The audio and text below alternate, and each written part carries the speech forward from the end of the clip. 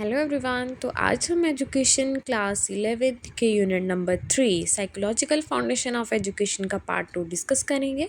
First topic है meaning of learning.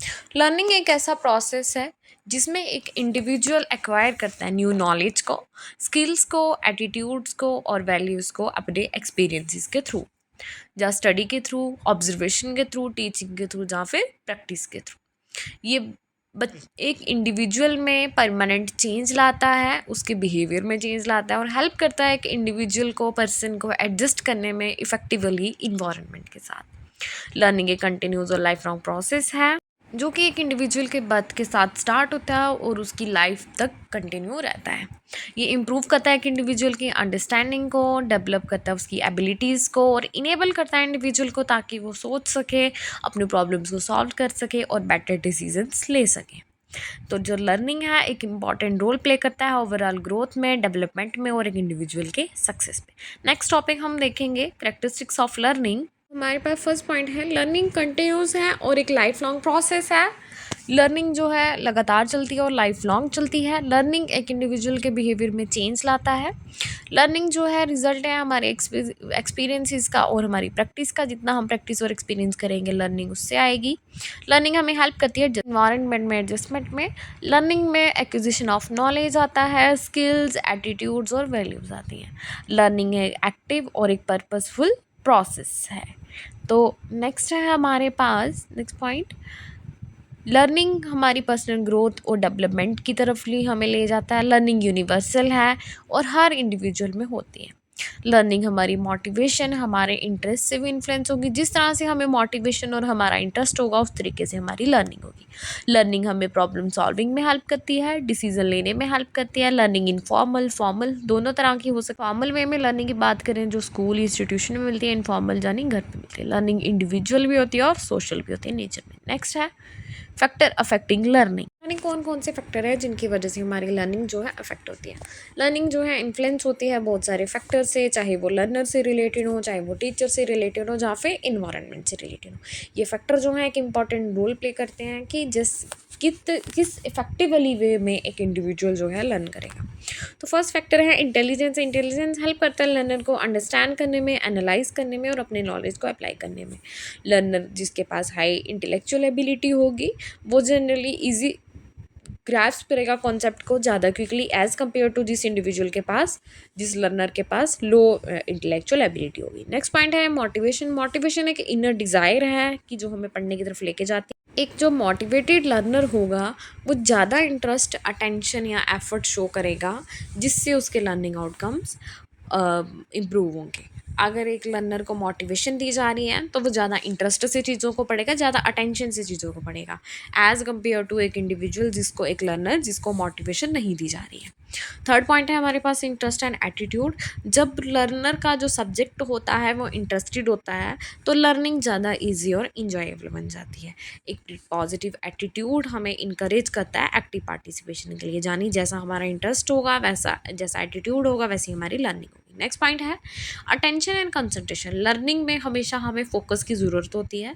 Proper attention के लिए हमें बेटर अंडरस्टैंडिंग में हेल्प करती है, रिटेंशन में हेल्प करती है और रिकॉल करने में, इंफॉर्मेशन को रिकॉल करने में हेल्प करती है। तो प्रॉपर अटेंशन काफ़ी बहुत रोल प्ले है लर्निंग में। Age and maturity. Learning ability जो डिपेंड करती है फिजिकल और मेंटल मैच्योरिटी पे भी। कुछ कॉन्सेप्ट्स ऐसे होते हैं जो कि हम इफेक्टिवली लर्न कर सकते हैं कुछ अप्रोप्रिएट डेवलपमेंटल स्टेजेस पे ही। हर स्टेज में उन कॉन्सेप्ट्स को उस तरीके से इफेक्टिव वे में लर्न करना ईजी नहीं है।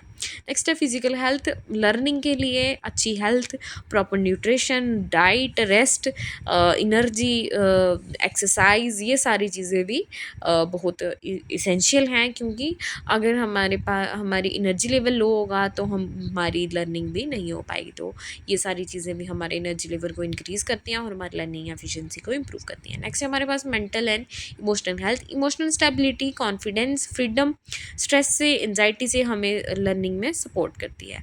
Previous knowledge and experiences. Earlier learning provide a foundation of new learning. Familiar concepts are learned more easily. यानी अगर हम कॉन्सेप्ट को रिलेट करके बच्चे को पढ़ाएंगे तो वो ज़्यादा ईजी रहेगा। नेक्स्ट पॉइंट है टीचिंग मैथड। टीचिंग मैथड में इफेक्टिव टीचिंग स्ट्रैटेजीज होंगी, टीचिंग एड का यूज़ होगा, क्लियर एक्सप्लेनेशन होगी टॉपिक की, तो वो हमारी लर्निंग को एक सक्सेसफुल जर्नी बना देती है। नेक्स्ट है हमारे पास practice and reinforcement. Regular practice जो है स्ट्रेंथ करती है हमारी मेमोरी और हमारे स्किल को, और इन्फोर्समेंट हमें इंकरेज करती है एक लर्नर को कि वो कंटिन्यू करे अपनी लर्निंग को। जैसे हम रीइंफोर्समेंट देंगे तो लर्नर अपनी लर्निंग को कंटिन्यू करेगा।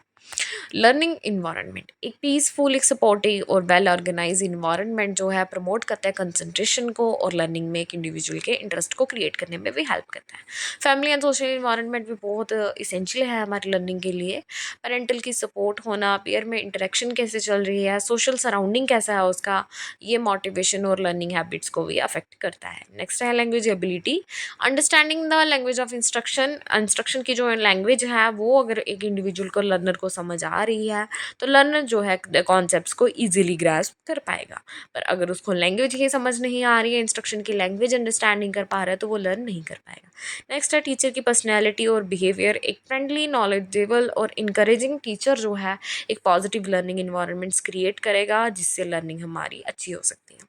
लर्निंग मटेरियल एंड रिसोर्सेज, वही बात है, एक मेन पॉइंट जो है कि जिस तरीके से हमारे पास मटेरियल होगा, बुक्स होंगी, टेक्नोलॉजी होगी, उस तरीके से हमारी लर्निंग जो है अपॉर्चुनिटी एक इंडिविजुअल को मिलेगी। नेक्स्ट है मोटिवेशन। मोटिवेशन क्या होता है हम देखेंगे। मोटिवेशन रेफर्स टू एक इनर ड्राइव है, डिज़ायर है या फोर्स है जो एक इंडिविजुअल को स्टिमुलेट करती है ताकि वो एक्ट करे और अपने गोल्स को अचीव करे। ये हमारी बिहेवियर को डायरेक्ट करती है ताकि हमारी लर्निंग हो सके, और इनकरेज करती है एक इंडिविजुअल को ताकि वो परफॉर्म कर सके अपने टास्क को इंटरेस्ट और एंथुसियाज्म के साथ। ये एजुकेशन प्रोसेस में मोटिवेशन जो है एक इम्पॉर्टेंट रोल प्ले करती है, क्योंकि ये हमारी अटेंशन को इंक्रीज़ करेगी, हमारे एफर्ट्स को इंक्रीज़ करेगी और एक लर्निंग एक्टिविटीज़ में हमारा परसिस्टेंस लाएगी। एक जो मोटिवेटेड लर्नर होगा वो क्यूरियोसिटी शो करेगा, एक्टिव पार्टिसिपेशन करेगा और विलिंगनेस दिखाएगा कि वो अपनी डिफ़िकल्टी से ओवरकम कर सके। मोटिवेशन जो है इंट्रिंसिक भी हो सकती है, यानी पर्सनल इंटरेस्ट से जो अराइज होती है, एंड सेटिस्फेक्शन से, और एक्सट्रिंसिक भी हो सकती है जो कि रिवॉर्ड या प्रेज से इन्फ्लुएंस होगी, और एक्सटर्नल इंकरेजमेंट से इन्फ्लुएंस होगी। मतलब दो मोटिवेशन होती है। तो मोटिवेशन एक इसेंशियल फैक्टर माना जाता है जो कि हमारी इफेक्टिव लर्निंग में को इन्हांस करता है और हमारी ओवरऑल पर्सनैलिटी डेवलपमेंट में बहुत हेल्प करता है। मिनट का लास्ट टॉपिक है टाइप्स ऑफ मोटिवेशन। तो देखेंगे मोटिवेशन हमारे पास कितने टाइप की होती है।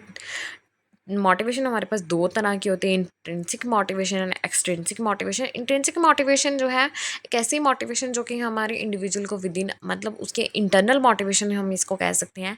ये एक पर्सन को हेल्प करती है ताकि वो अपनी एक्टिविटीज़ को परफॉर्म करता है, क्योंकि उसका सेल्फ इंटरेस्ट है उसमें, वो उसे इंजॉय कर रहा है, जो उसमें क्यूरियोसिटी है, जो सेटिस्फेक्शन है उसकी। एक्सटर्नल रिवॉर्ड दिए बिना जो मोटिवेशन हमारे अंदर आती है वो होती है इंट्रिंसिक मोटिवेशन। इसकी कैरेक्टरिस्टिक्स में देखें तो हमारे इंटरनल इंटरेस्ट या इंजॉयमेंट से अराइज होती हैं। लर्निंग जो है सेल्फ सेटिस्फेक्शन के लिए की जा रही है, जहाँ ये लॉन्ग लास्टिंग लर्निंग होती है, क्रिएटिविटी को इनकरेज करती है, इंडिपेंडेंट थिंकिंग को भी इनकरेज करती है। एग्जाम्पल देखें तो जैसे एक इंडिविजुअल को बुक रीडिंग की क्यूरियोसिटी होगी, इंजॉयमेंट के लिए पजल सॉल्व कर रहा है, जहाँ फिर ड्रॉ कर रहा है अपने पर्सनल इंटरेस्ट के लिए। नेक्स्ट है हमारे पास एक्सट्रिंसिक मोटिवेशन। एक्सट्रिंसिक मोटिवेशन जो है कैसी मोटिवेशन जो कि एक्सटर्नल फैक्टर से आती है, जैसे किसी को रिवॉर्ड मिल रहा है, प्रेजेस मिल रही है, अवार्ड मिल रहा है, मार्क्स मिल रहे हैं, पनिशमेंट या ग्रेड मिल रहा है, उस तरीके से जो मोटिवेशन हमारे लिए आएगी, उन फैक्टर्स की वजह से जो मोटिवेशन एक इंडिविजुअल को आएगी किसी काम को करने की, वो होगी एक्सट्रिंसिक मोटिवेशन। करेक्टरिस्टिक्स में देखें तो ये आउटसाइड इन्फ्लुएंसेस की वजह से होती है। लर्निंग जो है अवॉइड रिवॉर्ड या पनिशमेंट को अवॉइड करने के लिए की जा रही है। डिपेंड होती है एक्सटर्नल इंकरेजमेंट पे, यूज़फुल है बिहेवियर को गाइड करने में और डिसिप्लिन करने में। एग्जाम्पल में आ गया जैसे किसी ने अच्छे मार्क्स लेने के लिए पढ़ना है, या फिर होमवर्क कंप्लीट करना ताकि टीचर प्रेज करेगा। अगर मैं स्कूल में होमवर्क ना करके गई डांट पड़ेगी, इसलिए मैं होमवर्क करता हूँ। या फिर एक प्राइज़ को जीतने के लिए कोई वर्क हार्ड कर रहा है। तो ये था टाइप्स ऑफ मोटिवेशन। तो ये हमारा 3rd यूनिट कंप्लीट हो चुका है। आई होप आपको वीडियो पसंद आई होगी। Thanks, have a nice day.